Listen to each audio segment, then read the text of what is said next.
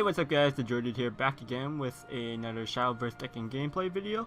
The nerfs are going to be happening in, I think, a day. I'm in Japan, so the timing's a bit different. I think it's the 15th for Western time zone, so probably in a few, I don't know. But the nerfs are going to happen in a few days, or in a few hours, but I'm going to be featuring a deck that's not getting hit by the nerfs, so it doesn't really matter. Make a new video with after nerfs tomorrow. So the deck we're going to be featuring is Midrange Shadow. Midrange Shadow, kind of in an interesting spot in this format. The deck didn't really lose anything from the Ultra Spear expansion pushing cards out. It did lose quite a bit of card draw, lost Pure Heart Singer and Drillfist. I guess those are actually very important because before, when you were really heavy on the Arcus, you did need to draw a lot of cards with the deck. Now with this deck, it's a bit less consistent on drawing cards. You do have your Gramarye. If your Gramarye could hit a couple of followers on the Enhanced 7, that's really good. Or if you get a turn 10 and you have a Glint Elise, you could draw 5 cards, it's still good. But overall, you're going to have less card draw during the early and mid game. So with this build of Midrange Shadow, it's a bit more stickier. We have like Orator of the Bones. We have Osiris when you evolve Osiris. Necromancy 5, you get Reanimate 3 and 1. So like, and then of course your Cerberus. So you have ways to get sticky boards. You also have cards like Nicola, Forbidden Strength, that just continuously keeps getting recycled back into your hand. So you're never really out of cards. We also have Buffalo Bone, so just like in Enhanced 4, it can make like some skeletons, so it's a bit stickier.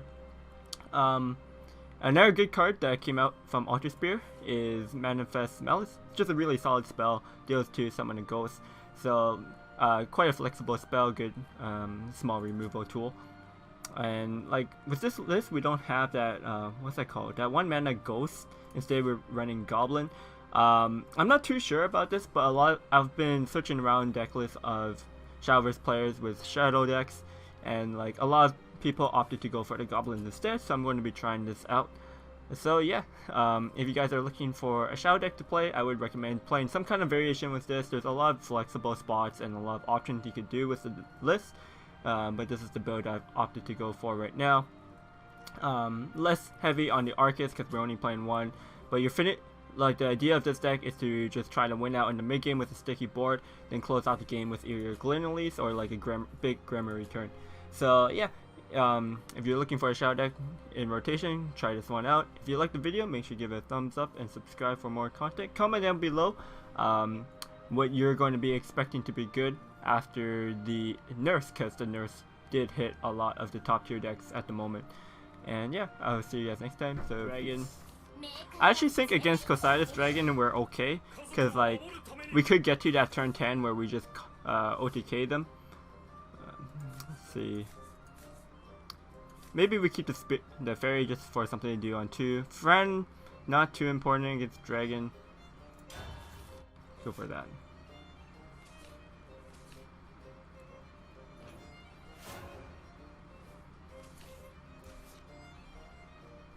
Against Dragon, you do want to have the Arcus. It is one of the key cards because Dragon has a lot of ways to deal with like our mid-range board. They have a lot of tools. Especially if they ramp up like he is. I think I want to start off with the fairy instead of the Nicola, just because Nicola, he might just drop something where it's awkward for the Nicola, like the Servant of Disdain, for example. He's probably going to combo this though, yeah. Okay. I mean, that turn wasn't great for him, so. Let's get our Nicola Bones going. Take a value trade. Go for the Nicola first over the Orator of the Bones, because on turn 4, I don't really have a great turn 4, so I'll probably trade Nicola in, and then play it again in Bones. But now I can't because he plays Servant. Lady Grace, good.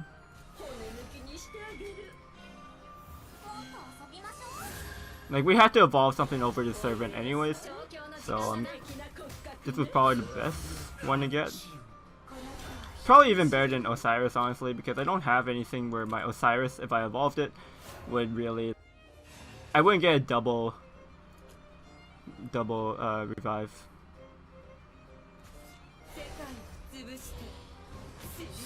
Galamix is strong here. I mean, he might miss the 50-50. Yes! Hell yeah.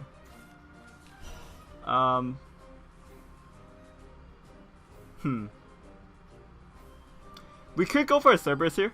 I think we did go for the Cerberus because on turn 6, I think I want to play the Buffalo Bones plus Nicola, and that curves quite nicely into my Gremory, and the board's kind of sticky with the Buffalo Bones for my Gremory. And then 8 we go Lyria, Glenolise. So it looks pretty good.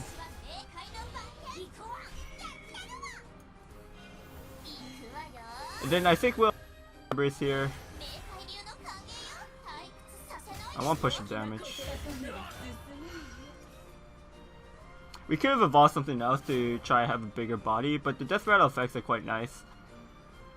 Against dragons, like, less nice because they have all the Disdain abilities, but he already played 2 Servant of Disdains and Omen, and those are the main things. Like, everything else, these last words are going to be useful.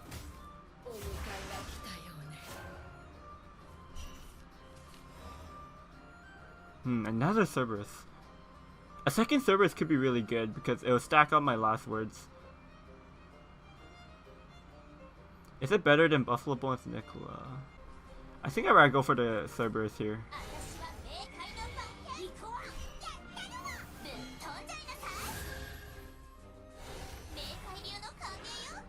Is there any way of doing this? No, there's no way I could get trade into his Poseidon.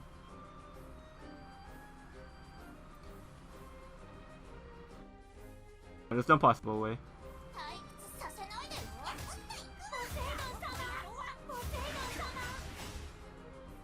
Yeah, it's gonna be left at 1.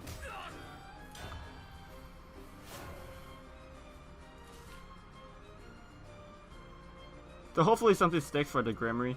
That was like the downside with this, but our board's quite wide. He would have to have an Earth Omen of Disdain.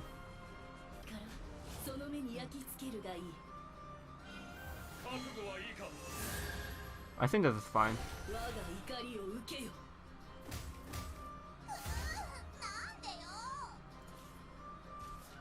He probably pushed a 7 in the face. I don't think he trades into one of them. Yeah, you don't respect it.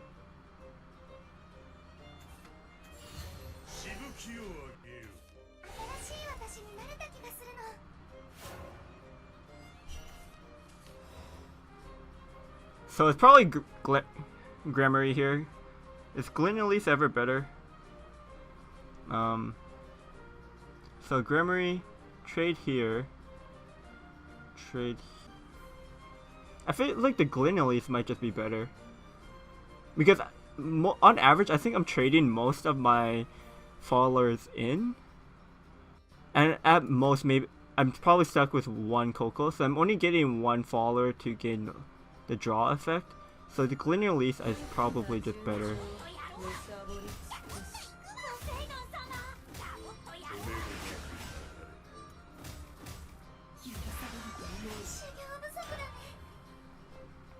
And this sets up for a better Gremory later on. I could set up a Nerf sticky board next turn with like the Buffalo Bones, Gremory, Casitas.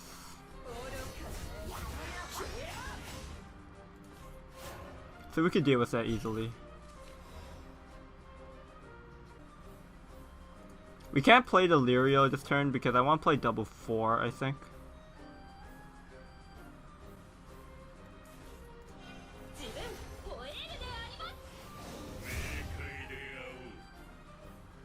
Actually, it's just better to go Nicola and Orator the Bones. Because this just gets me an immediate wider board. And then I might as well go out of the stealth. Because his deck is only Casitas cards now, so like he could just have a full board clear with the like 8 mana one that just clears everything. So I don't think keeping in the ambush really does much, because next turn I could just play another Lyrio anyways, if I want to make sure. Yeah, so he gets to trade here, but it's like... And that's the card he drew off his Kasai's deck, so it's not really much.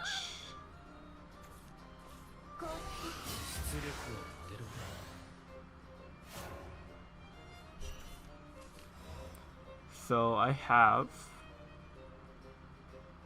4, 7, 8. I'm 2 off. I have to trade everything in case he draws Astaroth.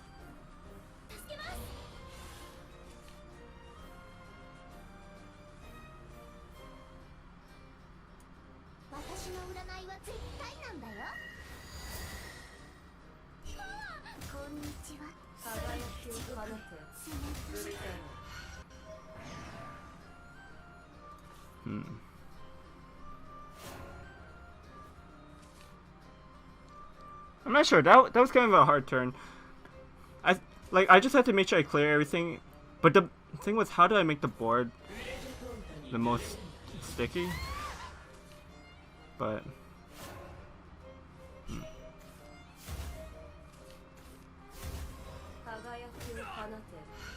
I mean, it was really hard for him to get out on that. Portal crap, okay. Probably a Glenelise portal. It could be like it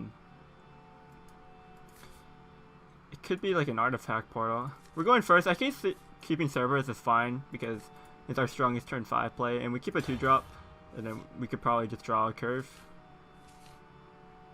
Drew the Goblin, and we're going first. It's always good.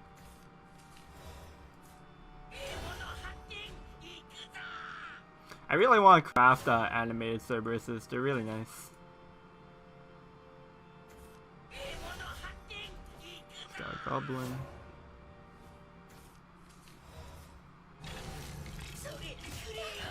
So we do have to draw something for turn 3, 4. 3 and 4. Kind of sketchy. Glenelise, definitely not what we were looking for.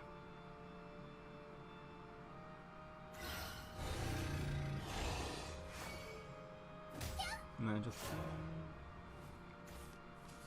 I think we'll take the value trade here.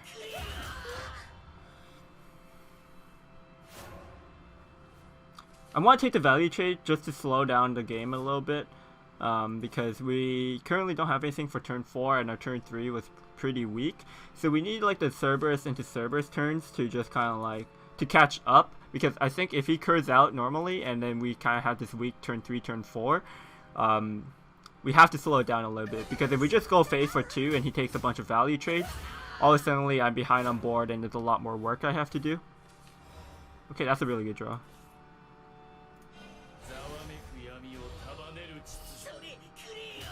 Let's trade this in just in case. I think we could go face here.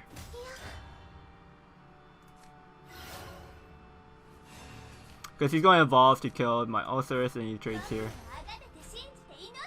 So he's going to the trade for me, I might as well get the 2 damage in. The Lishan on curve sucks.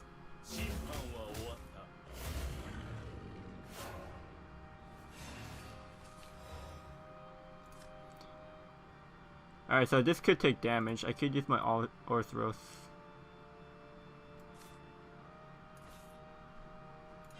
I think I'll use the Orthros. Going Cerberus here, like I really do want to just evolve the Cerberus, and then it just dies to the Bane, so it's really not great. Like then I developed the Coco and the Mimi, but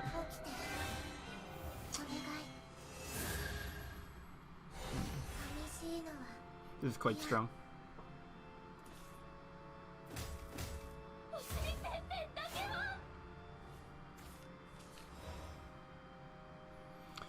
I definitely want to play Cerberus here. I evolved the Cerberus.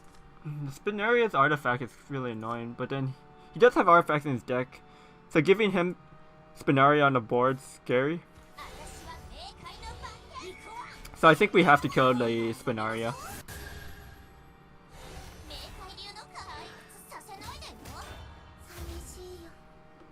Because he might play more artifacts and then just pops off on my board, so I have to prevent that. This one Spinaria, he probably just trades it into the 5-1 himself unless he can isolate it.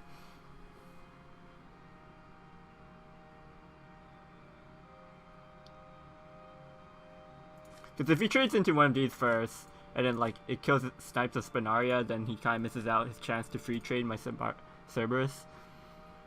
So he probably trades that first.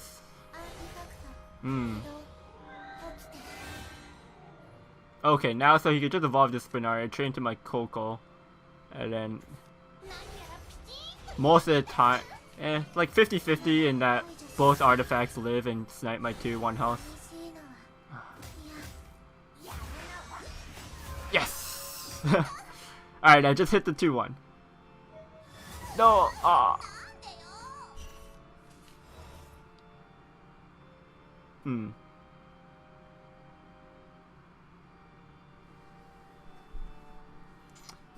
Probably Cerberus again. My only real options are Cerberus. I can't really play the Lyrio here, it's not good. Because I want my Lyrio to pull another Glinalise later on. I can't really Fran here. Fran doesn't go with anything.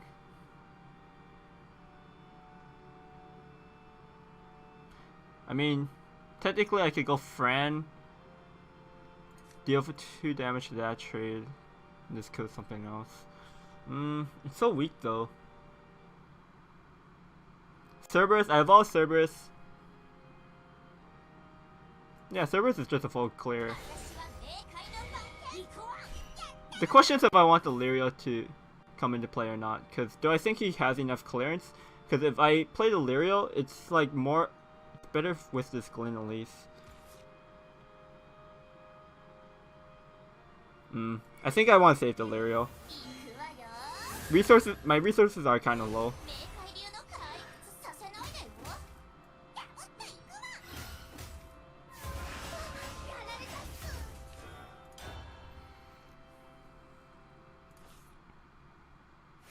He hasn't played the white destruction yet, so time pressure is not too bad. He's not playing the puppet. He's playing the artifact version too, so he's not going to be able to get it out cheaply. So okay, he got destruction white. Can he set up his black to be playable next turn?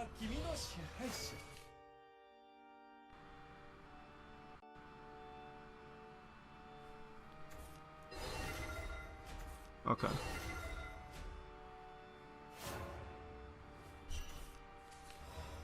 And he's just dead, right? 6 plus 8, 14, yeah.